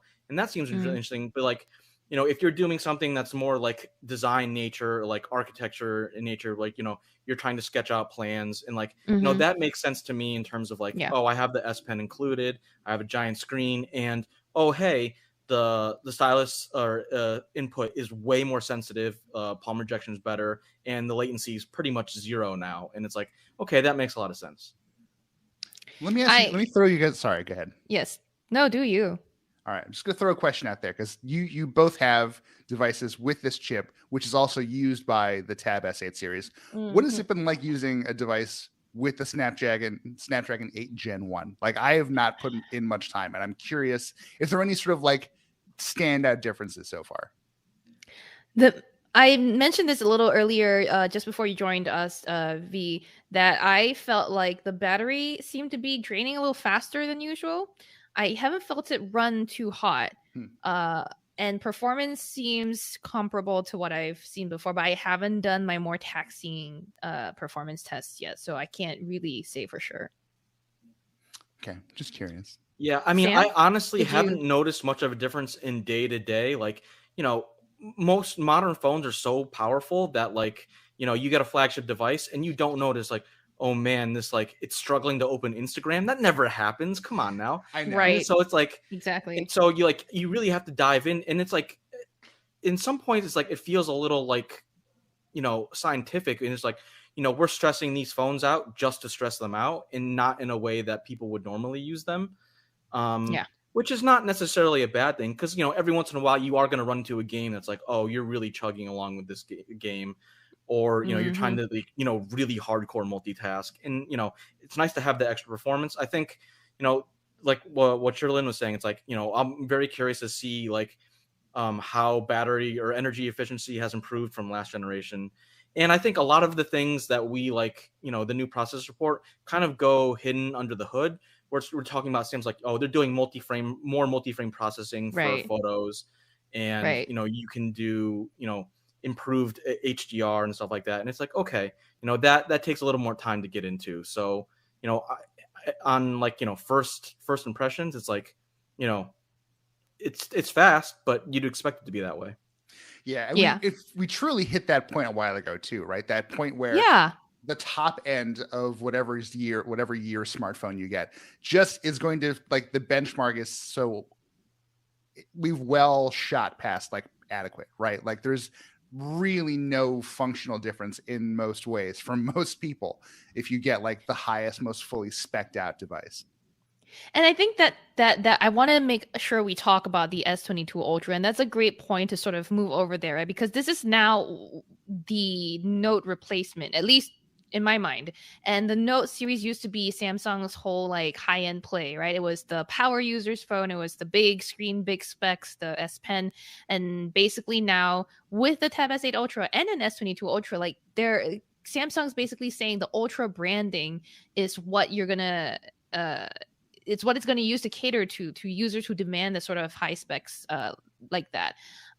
Do you okay, so Sam and I don't know if I've told you this, V, but Sam and I at our hands-on event, we just kept calling the S22 Ultra the Note by accident. We're like, hey, do you have a Note? I'm like, no, I don't. Yeah, every single time. Yeah, the whole time. Even Samsung reps, I think they themselves might have been calling it. I think I remember someone doing that. But V, did you like have that sort of deja vu moment when you picked up the S22 Ultra? This is going to sound like silly and theatrical, but I went to the hands-on thing by myself, and I go in and I know I miss you guys, and just sort of poke around and look at the stuff and pick up whatever. And then I get to the Galaxy S22 Ultra, and I'm just like, I pick it up and I'm looking at it, and as though I'm on a sitcom, I turn and just like address an invisible camera and just go, "This is a Note. This is a Note. This is just the Note, right?" Do you just think the camera's following you everywhere you go? Is that what it is? Like, I think that's why we became friends. It's because we both thought that was true. But like, I do believe I'm in the Chris, Truman you're totally Show. right, because like I picked it up and I'm like, there's like this weird sense of nostalgia. It's like, oh, this feels like a Note. Like, yeah. And the design is obviously, very Samsung and looks like other Samsung devices, but it's different enough from the S22 and S22 Plus. They're like, oh, this is, it's a different thing. And so you definitely notice that. The headline for your hands-on Engadget, Sam, was the Galaxy Note reincarnated, and I loved it. I was like, yeah. I mean, there is the implication that it's like it was dead before and it's brought back to life, which I guess it was dead last year because it never came out last year. But it's definitely very notey. And I think, do you think people who buy S-series phones will get that connection and like that connection, sort of like the similarities, or are they like at this point not sensitive to the differences between the highest end model and the mid model? I mean, I definitely think there's a difference between the Galaxy S Ultra buyer and then like the regular Galaxy buyer. I definitely think, and I don't think people are really going to confuse that. Even just like, you look at the price, it's like the Ultra is clearly way more expensive than everything else. And so, for a long time, like, the Note was Samsung's top tier, super premium. That was their like highest end device. It gives you everything. And so it's nice to at least have that come out at the same time as the other phones, because now you have all your choices. You don't have, back in the day, you like the new Galaxy S would come out, and then people who like the Note would have to wait another 6 months to be like to get their device. And it's like, okay, put out all the like traditional like glass brick phones, and they all come out at the same time, and you can choose which one. And it also, you look at last year, they added stylus support, and then they didn't put anywhere to put the store the stylus. And it's like, okay, thank you. Like, finish the story. Like, make this thing the device that people wanted, especially in the absence of not having a Note last year. The Ultra is the Note and the S kind of, lines jumbled all up into one. And I like it. And also, when you think about it, I mentioned this on Twitter yesterday. It's like, by putting all the Galaxy S devices out and then not having a Note, you have everything comes out at the beginning of the year, and then Samsung gets to focus on foldables for the fall. And it's like, they've had a lot of success with the Z Flip and the Z Fold. And so it's like, people's like, oh, smartphone innovation is dead. It's like, wait, not so fast. Like there's this whole other like collection of foldable smartphones that are, it's still niche and they're still expensive, but it's very much a growing category. And that's where, I feel like a lot of the innovation, we see between design innovation, and then you have spec innovations where it's like nicer cameras, faster performance, that sort of thing. I don't know if you have thoughts to that. I'm going to interject really quickly to say I don't know if you've seen, V, that we wrote an article called Samsung's not done with the Note yet. But anyway, a little self-promotion here. But in that article, I managed to speak with Drew Blackard. Sam and I managed to sit down and talk with Drew Blackard, who is the VP of Product Management at Samsung, to ask what this means for the future of Note. And the short answer is that the Note name is sort of still going to hang around, but there's not going to be a new Note device. And to me, in the article, I do say also that like some of this consolidation makes sense, and it does, like with the launch cadence that Samsung's been going after the last few years, having that second event later in the year dedicated to foldables makes a lot of sense, as opposed to like trying to cram Note and foldables into one event. It also makes my life easier. But V, did you get a chance to read that article at all? I did, as a matter of fact, and it did clear things up. So everyone, please read that story on Engadget.com. Sam, really quick, I want to circle back to something you said. You mentioned earlier that you could see like a clear differentiation between the classic for the couple years it's been around, the S number Ultra user and the Note Ultra user. How do you tease those out? Like what's the big difference, do you think? I mean, obviously, like there's the whole stylus input link. That's a very if you are a person who you love stylus and writing handwritten notes on a phone, there's that. But also, it's like you see what they're talking about. The Note has 2 telephoto cameras. It has like a dedicated laser autofocus sensor, and so it's like this is like it's the big phone. It's like it's the Mercedes G-Wagon of phones.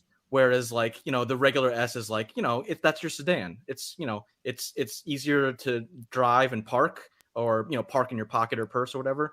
But, it's still very nice. It's just not as big and maybe a little bit, easier to handle. So like a Camry versus like a BMW. Yeah. Like, okay, because I gotta like do this in Sherlin's really exposing her. We all know her cars. Lack of knowledge about cars. I know cars. Vroom vroom. Yes, vroom vroom.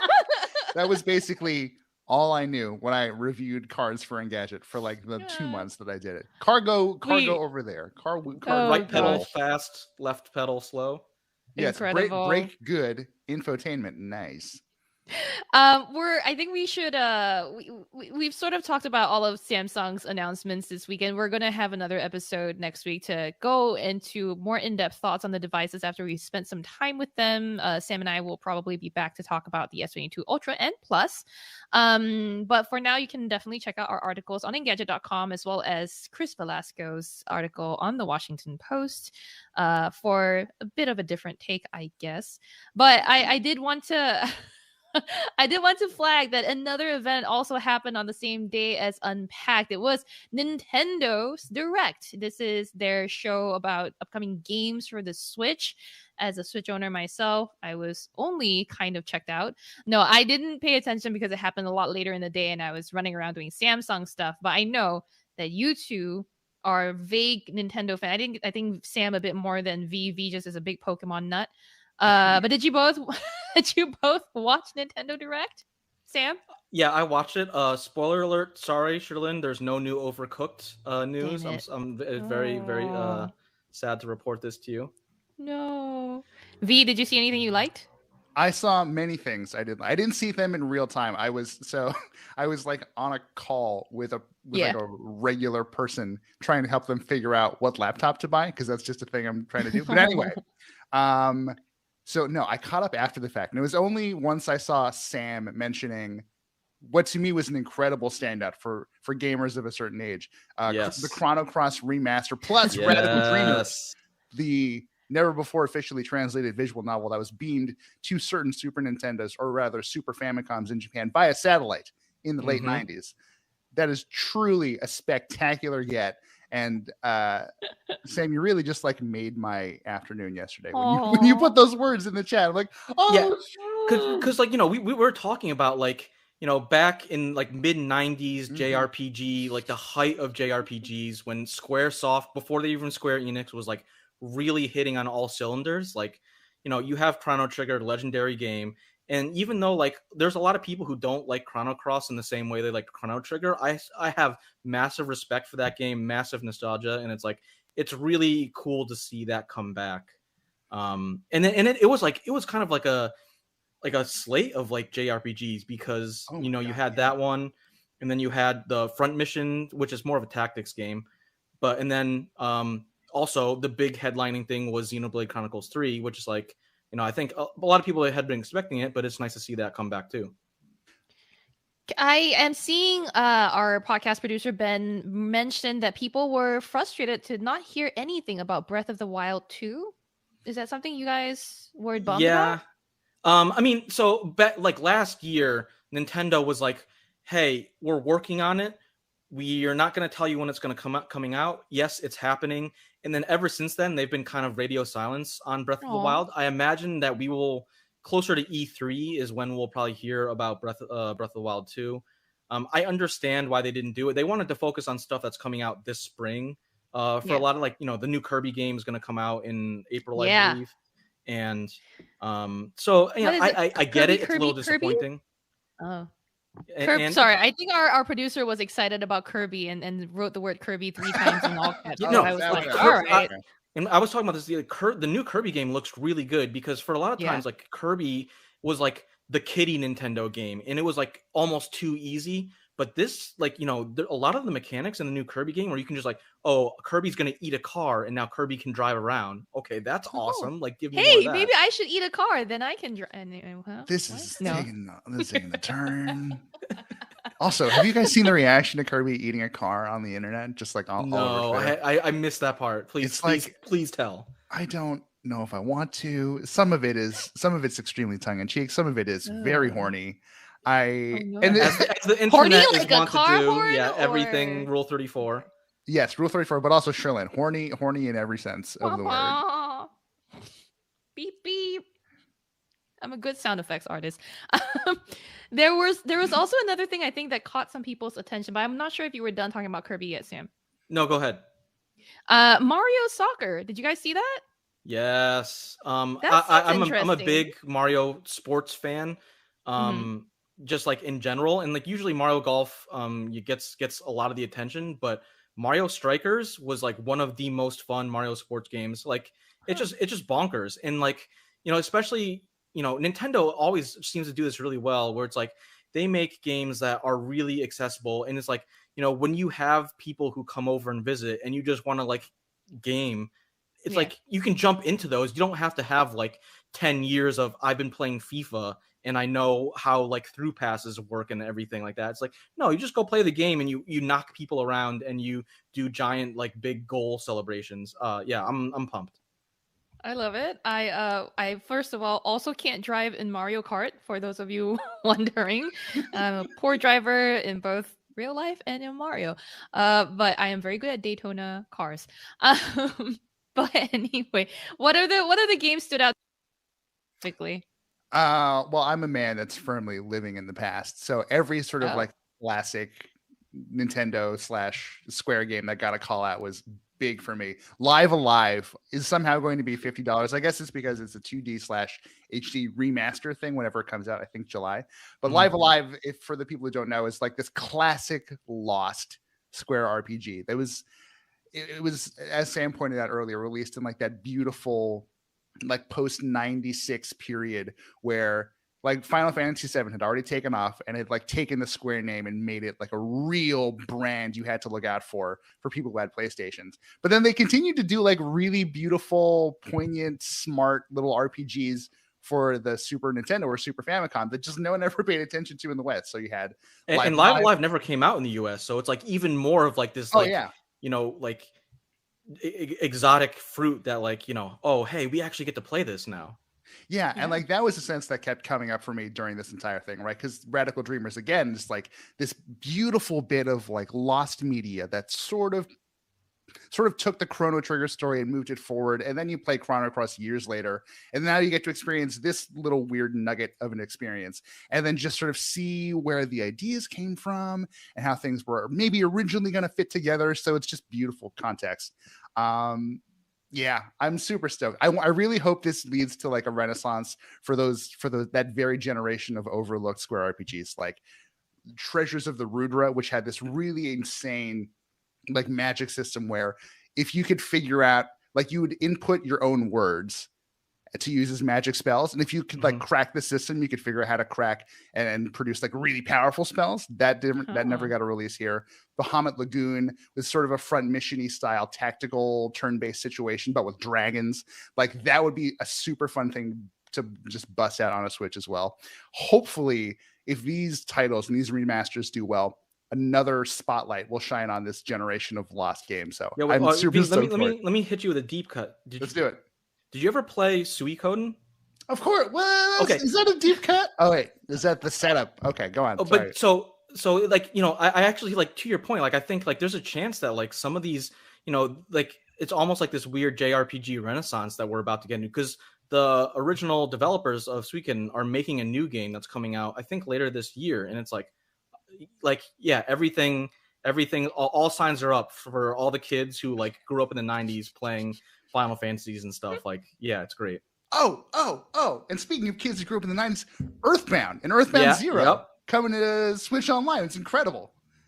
Did you see? So I'm very, very fond of Shigesato Itoi, the sort of creator of the Mother series, and he posted a video on Twitter, just sort of, I think, timed to coincide with a Nintendo Direct. And it's just like this older Japanese man in a very sparse studio set with maybe a couple props next to him.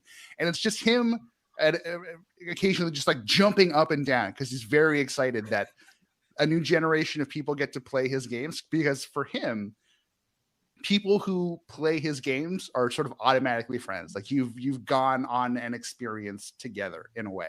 And, you know, that has sort of tapered off because you couldn't find anywhere to like legally play Earthbound. Right. And Earthbound Zero or Earthbound Beginnings was never, I don't think, officially translated for the West either. So that is a new sort of addition to the canon for a lot of people. So now he's like super excited and jumping up and down because he gets to have these like sort of friendship forging little experiences with like an entirely new generation of people, including some, in his words, that are young enough to be his great grandchildren. So like for many, many reasons, the Earthbound stuff coming to Switch is very, very meaningful to me. Absolutely. I want to do a quick, just to point out certain news that may be less exciting. I think our producer Ben mentioned that the Assassin's Creed port looks like it's bad, and also was wondering why the Kingdom Hearts series is available but only in streaming. Is this something you two paid attention to?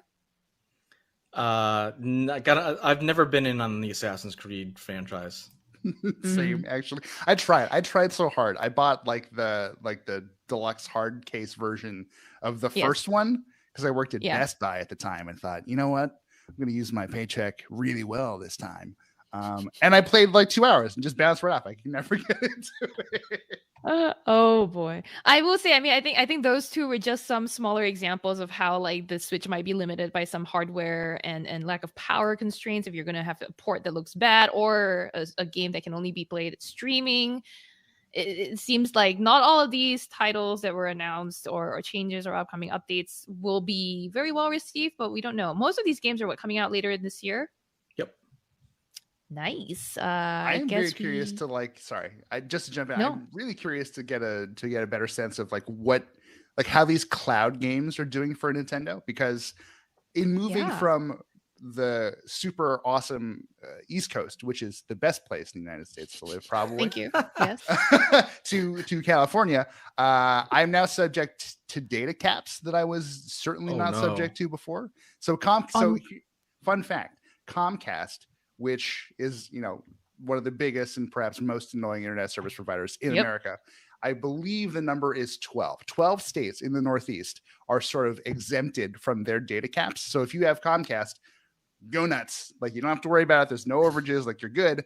But everywhere else, once you hit 1.2 terabytes, it is something like 30 extra bucks for 50 gigs or something like that. It's ridiculous. And me being me, I'm bumping up against that limit all the time because I'm the worst. So very first world problem. But there are quite a few people who, whether or not they're paying for like the best internet plan they can get, are still subject to these data limitations and these weirdo network management practices. So I really, really wonder if that is putting a hamper on sort of the growth of these streaming and cloud games for Nintendo and Stadia, which is going through its own stuff, and Microsoft. Everybody's got a hand in this.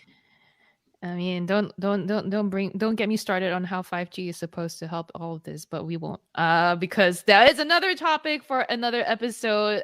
We're glad you were able to join us, Chris. Thanks for having Velasco. me.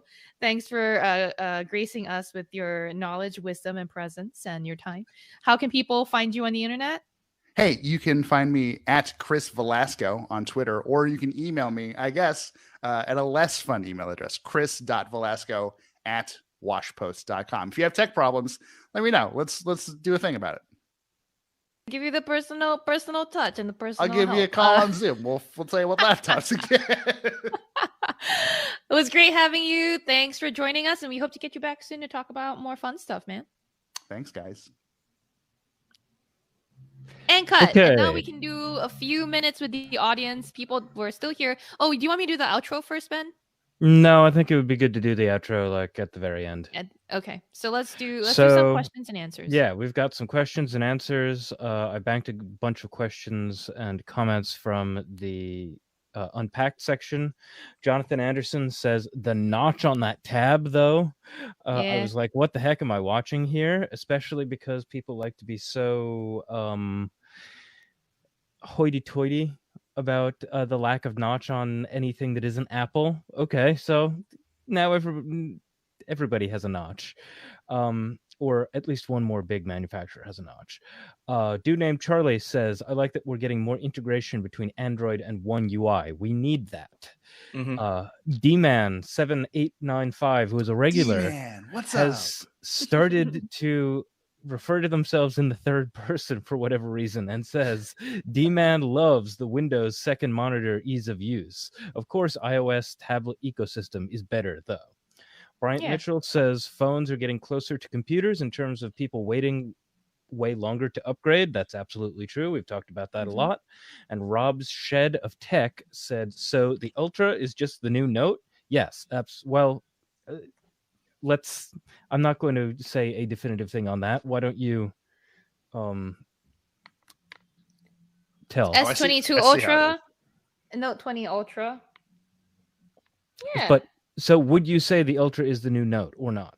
Yes, is the pretty much. Okay. Yeah, Samsung won't ever say it, but it is. Yes, exactly. And like, you know, like in your story, they talk about how they think of the Note now, not as a specific device, but as an experience, which sounds kind of, you know, grand, I guess. But like, you know, it makes sense because, you know, you have style support on the Tab S line, on the S22 Ultra line, and, you know, it kind of makes sense in like a marketing brandy, you know, business hat way. But, you know, if you want a phone with a really nice phone with a stylus on it, that exists now. It just got a slightly different name. Hey, do you guys remember, what was it, the Note 8 or the Note 9 that first had the sort of, or maybe even the 10 that had like the remote S Pen features, and how like we were all kind of like obsessed with that for a little while that summer. I love that just for being a remote shutter for the camera. Right? Yes. It's the best. Yes. Awesome. Yeah. Yo, I used it yesterday on the S22 Ultra. It's good. It was fun. Okay. It still works. Still needed to relearn some of the actions. Like what is it? So when it's just press click and hold, to take a photo. Right. Press and hold and move up or down to switch front and back cameras. Yes. Because I just did that. And then I think sideways to switch modes, like profile, portrait mode, video, camera, etc. I have such distinct memories of shooting that video with Brian in Washington Square Park and looking like a dumbass magician waving my S Pen around in front of a bunch of people. I think we have a few more questions. I think Jonathan Tran in the chat said, where's the Best Buy commercial? Maybe we'll bring it out sometime. Oh boy. You know, gotta dig that one up. Jonathan Anderson. I was watching one of these videos for the Washington Post where he had to thank you for the click put in a disclaimer saying something. Yes, no, it was the how to recycle tech video that he did for the Washington Post, and he was like, you know what, Best Buy is a great thing, and then there was like a dissolve, there was like a slowdown, like record scratch freeze frame. I need to say that I worked for Best Buy and I was in a Best Buy commercial. And they owned you with the Best Buy commercial. They jumped you in, basically. They hazed you on your way in. It is absolutely incredible you mentioned that. It took 7 years for that commercial to be used in something Ungadget, and the Washington Post hit it with me in the first 2 months. Nice. Absolutely brutal. I mean, it's a beautiful piece of art. I will say. It is not, and no one should ever. I should mint it as an NFT. Oh, God. This is the first good NFT idea I've heard. ever. Oh my god. V. I don't even. So was that a national commercial? It or was a it, national regional commercial. No, it was Wow. national. Super Bowl and it played even. during but it played during like the NBA finals or something. Oh, okay. Wow. Okay. So millions of people have actually seen your mug. Yep, just laughing and talking about. I mean, phones. they already have through My the life has Engadget changed videos so much. that he used to make too. But speaking of Engadget videos, can we just like get a confirmation in the chat that Sherlyn and Sam need to do videos together? Duo hosted review, yeah. I'm down to try anything.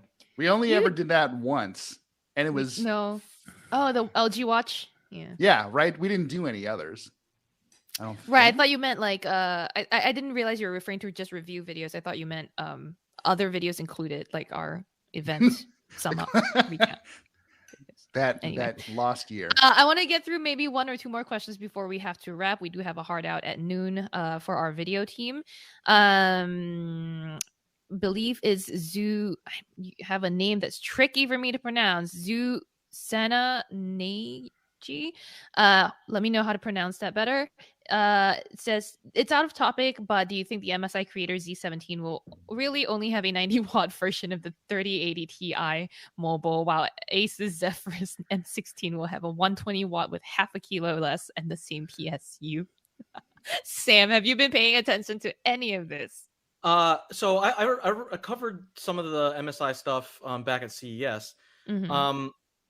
It's the difference between the MSI's like gaming systems and their like their creator, like content creator series lines is interesting. And the one thing that like it seems like they're getting closer to parity between the two lines, but it would not surprise me if the Z series has a slightly lower like TDP GPU in there. It's That's unfortunate, weird. But like you know, a lot of people have this like belief that creators care more about like, oh, I want a 4K display so I can edit in like have like a high resolution edits, and they're less picky about GPUs, especially some of the nitty gritty details about GPUs. We'll see. I think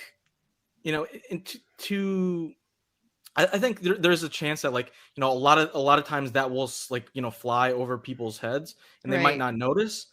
But we'll see. Hopefully, in the future they can continue to like improve that parity between their gaming and creator lines. Gotcha. And then Chris Angelo Perez says, yes, it's a great idea for Sherlyn and Sam to both be in the same video. So I guess that's coming, y'all. Yes, we did it. We made it happen. Also, there has been at least one request for Sherlyn to dance.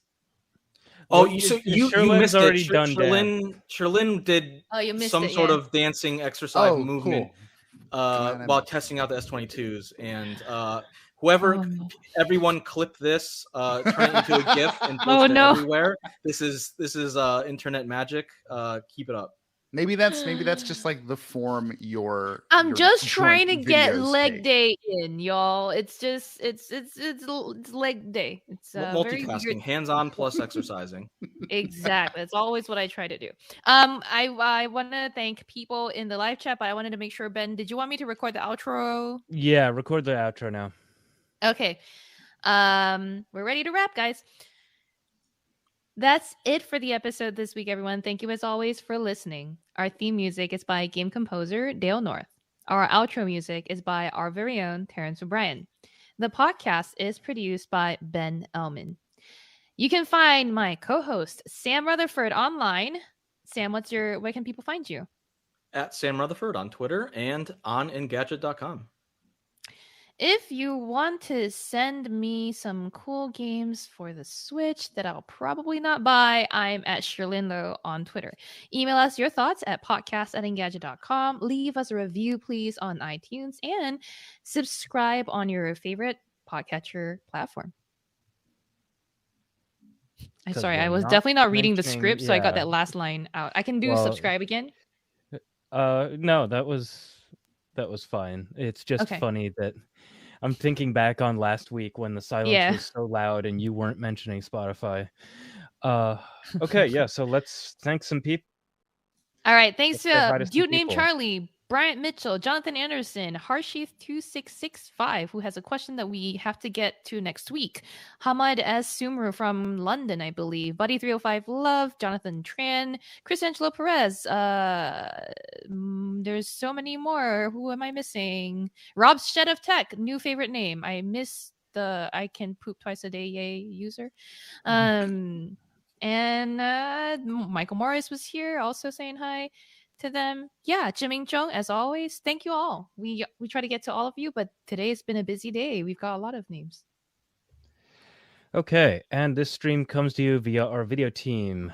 It's Brian O, Julio Barrientos, Luke Brooks, among others, and it's powered by everyone in the chat. Again, thank you for staying with us. Thanks for peppering us with questions. Thanks for telling us about stuff that we missed or didn't remember. You guys really make it more fun to record the show live. If you've stuck around this long, seriously, rate us on iTunes. You know that we live in a world of algorithms better than the average person. So hit us with those 5 stars and help us like pop up in best ofs or whatever. And we'll see you next week. See y'all. Bye-bye.